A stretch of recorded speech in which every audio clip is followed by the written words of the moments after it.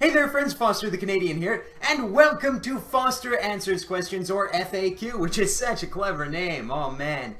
Or at least it was 3 years ago. Alright, so we got some questions to get right off the bat here.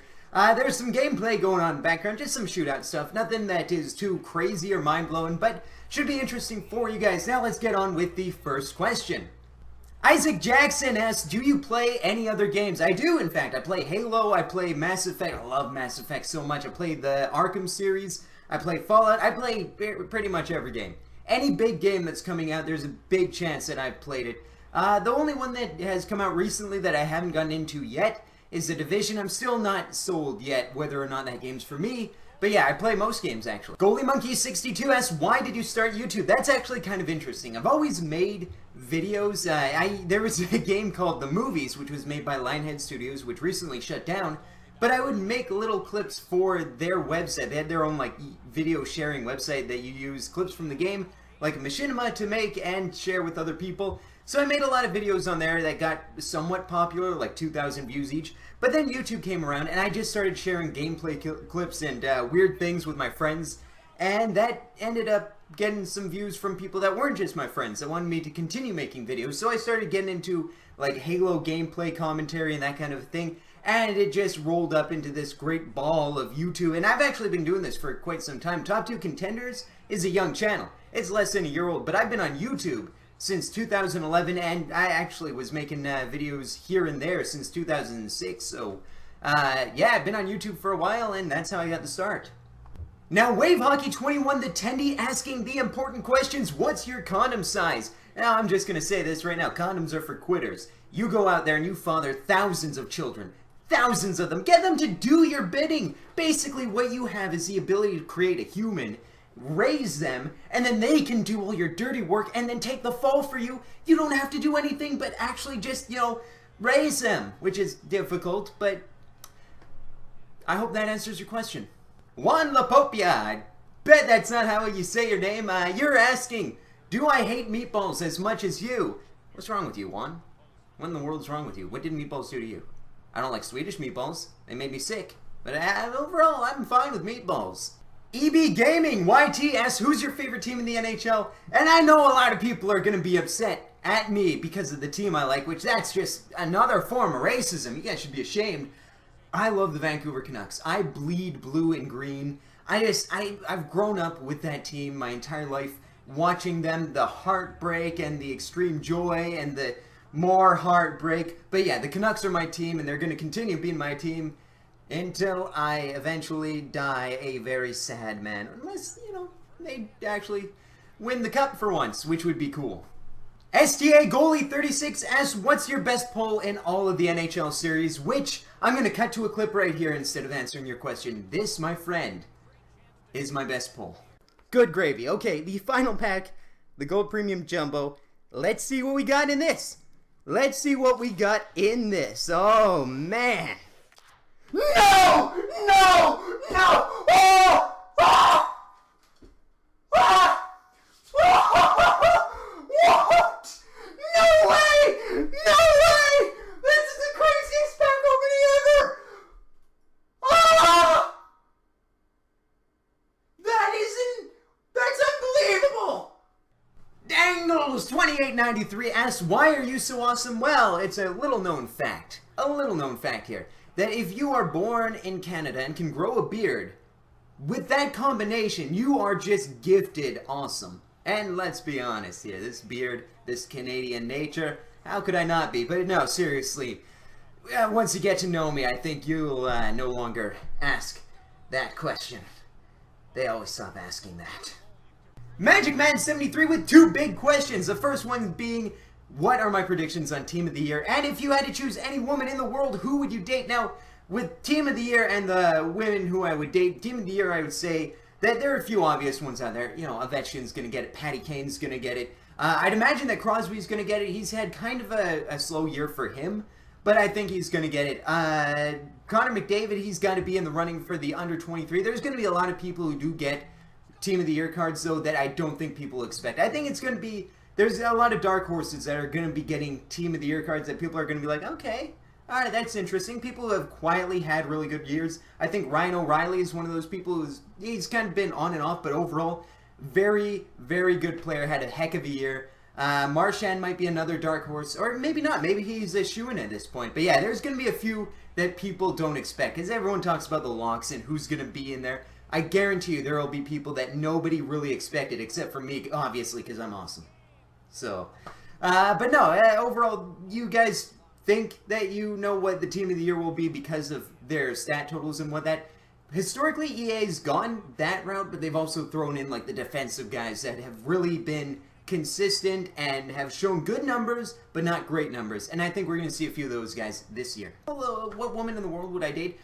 The one that would love me the most. How about that's a good answer, right? I think that might be a bad answer. I don't know. To me, it sounds like a good answer though. Thomas Casper asks, did you play hockey growing up or watch hockey? Both. In fact, from a very young age, my brother got me into watching hockey. And then I guess once he moved out, I slowly stopped watching hockey. And then I met a group of friends back in like grade 2 that were really into hockey. So I got back into watching it and playing it. And, you know, for the most part, it's like pond hockey and whatnot. But occasionally, you'd go out and you would play actual hockey. And from there, I joined a team, or I tried out for a team, joined a team, played goal for a few years. It was fun. It was fun. But, yeah, I did play and I did watch. So, I'm full on hockey.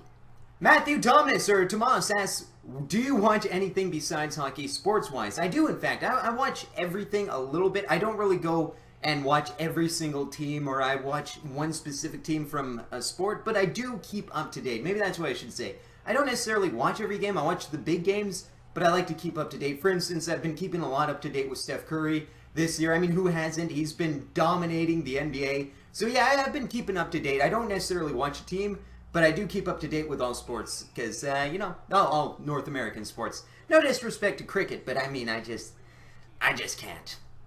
Who's your favorite player in real life and why? I'm going to say, overall, I love Patrick Waugh. He's, you know, that's the guy that I wanted to be growing up, but I love Dominic Hasek so much. Like, again, this is just me being a goalie. I guess I got that goalie bias, but back in the early 2000s and the late 90s, it was Patrick Waugh, Marchand, and Dominic Hasek. And I loved the weird Dominic Hasek style of play where he'd just run out to center ice to get the puck. And I don't mean like Mike Smith running out to play the puck. I mean, there's a guy on a breakaway, Dominic Hasek will go out and try to play the puck off the dude's stick. Or, you know, the old drop stick grab puck technique that he made pretty famous.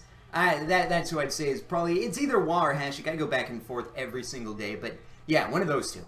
Christopher Lumley with a really good question. Do you think Brad Marchand should make Team Canada?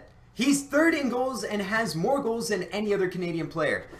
The thing is, I think everyone that isn't a Bruin fan is just predisposed to hating Marchand, but when you have a year like that, and you're that kind of player, that's the kind of guy that you kind of need on those teams. You need the guy that gets under the skin and also can make them pay by scoring a bunch of goals. So I would say put him in. Absolutely put him in. Because no one else is going to have that kind of player. That's just an X factor that you could give to Team Canada that no other team, none of them, would be able to match. So I would say absolutely put him in.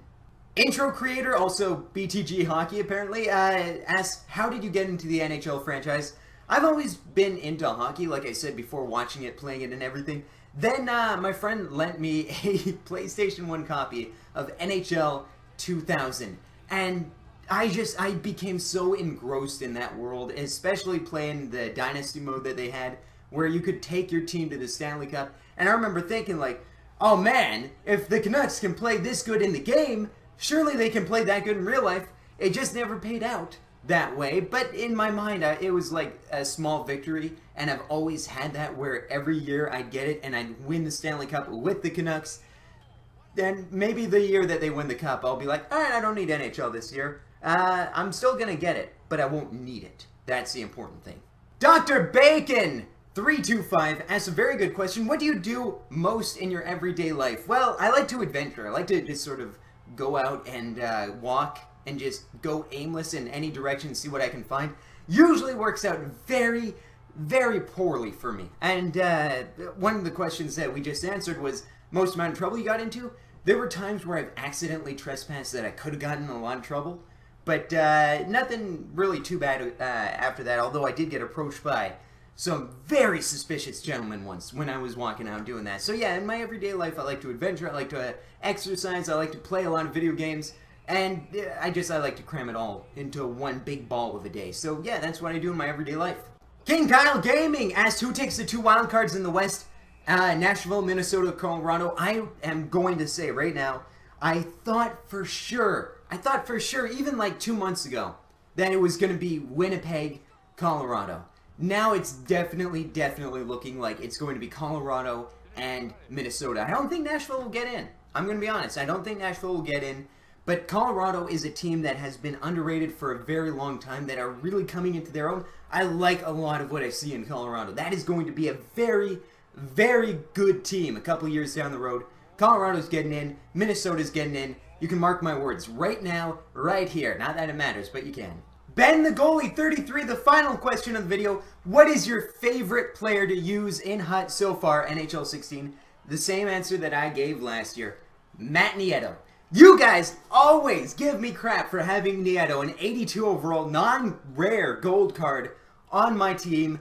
I love Nieto. He plays better than any of the players that I have on my line, including, or on my lineup, including Brett Hull, including Kopitar, including McDavid. All of them get outplayed by Nieto on a game-to-game basis. He's just so hard on the puck. What you do is you get in the offensive zone, you chase with Nieto, then you switch to Braden Shen, and you try to pin him in with like a little bit of a pincer maneuver. You get them in there. Nieto will take the body, get the puck to Shen. Shen gets the puck back to Nieto. Nieto shoots, Nieto scores. It happens so often. I've actually made a bunch of clips on Xbox One. If you go to my game clips, it's like Nieto scoring 1,000 times. It's pretty fantastic. In fact, I'm going to show you a clip of Nieto scoring that just showcases, this is actually one of my favorite clips because the guy actually rage quit after this goal. And hopefully you'll get an idea on how good Nieto is. But hopefully you enjoyed this video. Remember to ask any question if you want to see another video like this, another FAQ. Ask a question down below. And until next time, this is Foster the Canadian. This is actually pretty fun. Saying see ya.